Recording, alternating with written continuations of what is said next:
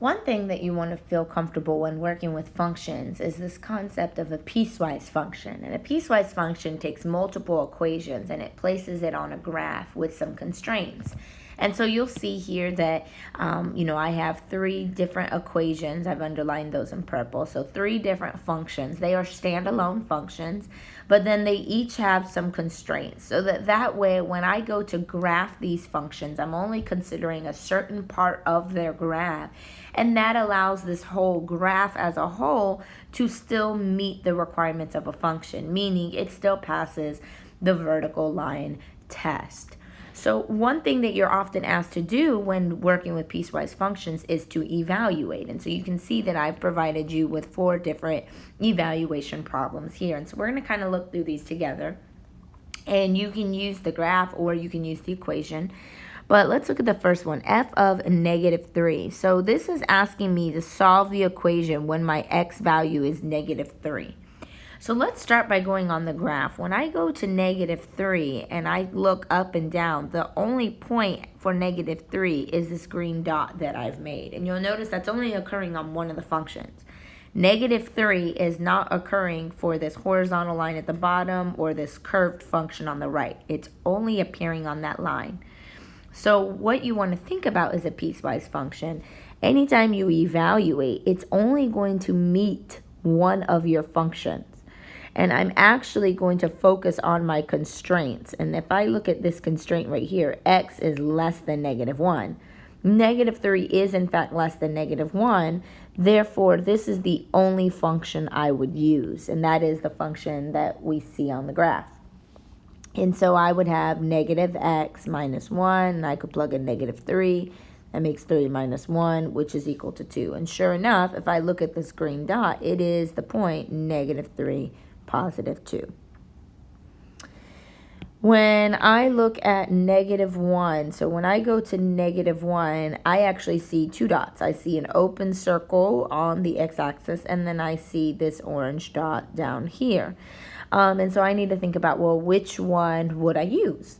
Well, keep in mind that an open circle means it is not included. We're not considering that value as being part of that function. So I want to make sure that if I'm focused on -1, I'm going to this constraint because -1 is actually being included, and therefore its equation is -3. You may be thinking, well, that's weird. There's nothing to solve. Well, that's because it's a horizontal line. So literally any value between -1 and 2, with 2 not being included, is just going to be -3, and there's nothing for you to solve.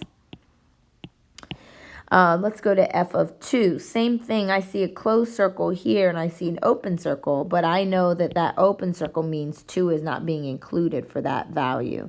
And so I'm going to use this bottom constraint where I do care about the value of 2.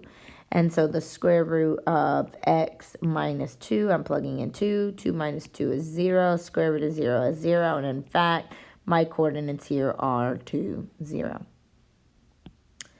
And then my very last equation, f of 6. So which function do you think I'm going to use? The green, the orange, or this pink one? Hopefully you said the pink one, the one at the bottom, because 6 is bigger than 2. 6 minus 2 is equal to 4. Square root of 4 is equal to 2. And I can't see that on the graph. I can't see the value 6, but I can assume by this function that, yeah, it probably does look like it's going to hit at 6 too. So I feel pretty confident with my answer.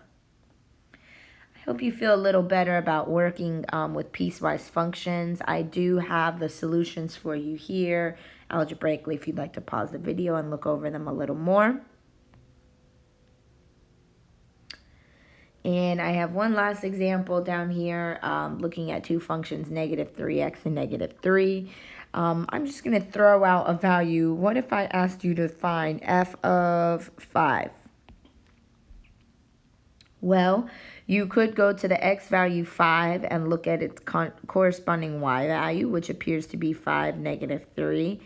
Or you could go to 5 and say that 5 meets this condition because it is bigger than 1. So its corresponding equation is -3, which means I have nothing to solve for. And let's say I chose f of Let's do negative 4.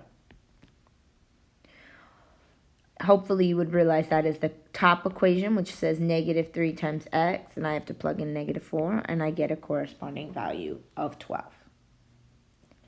As always, I hope you feel a little more comfortable with this material. If there's any questions or concerns that I can help address, please don't hesitate to reach out.